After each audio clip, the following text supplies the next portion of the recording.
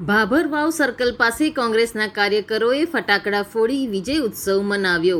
બનાસકાંઠામાં કોંગ્રેસના ઉમેદવાર ગેનીબેન ઠાકોરની ભવ્ય જીત થતાં કાર્યકરોમાં ઉત્સાહ જોવા મળ્યો હતો। ગેનીબેન ઠાકોરને વિજયી જાહેર થતાં ગેનીબેનના હોમ ગ્રાઉન્ડ ભાભરમાં કાર્યકરોમાં ઉત્સાહમાં જોવા મળ્યા હતા।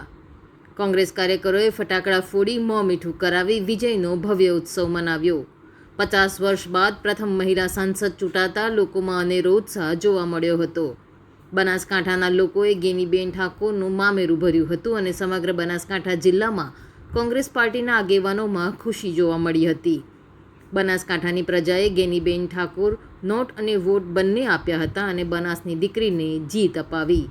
રિપોર્ટ સુનિલ ગોકલાણી સાથે સંજીવ રાજપૂત, TV9 ગુજરાત, ભાભર, બનાસકાંઠા।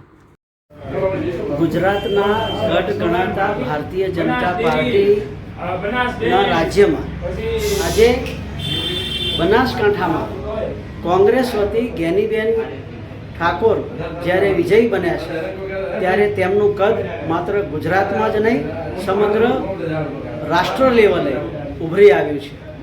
ગેનીબેનની જીત એક સામાન્ય પ્રજાજનોની જીત છે। ગેનીબેન હંમેશા લોકોની વચ્ચે રહ્યા છે। પ્રજાના પ્રશ્નોને વાચા આપનાર એક સામાન્ય જનને કઈ રીતે એની જોડે વર્તવું એ જો શીખવું હોય તો ખરેખર એક જમીની નેતા તરીકે ગેનીબેન અભિનંદનને પાત્ર છે। અને એના માટે આજે ફરી એકવાર સાબિત થયું કે માત્ર પૈસાથી અને કોઈ અન્ય તાકાતથી ચૂંટણી લડી શકાય, બાકી જીતી ન શકાય। ગેનીબેન લોકોના મનમાં હતા અને લોકોએ મન બનાવી લીધું હતું કે હવે તો બસ ગેનીબેન જ, અને ગેનીબેન જીત્યા।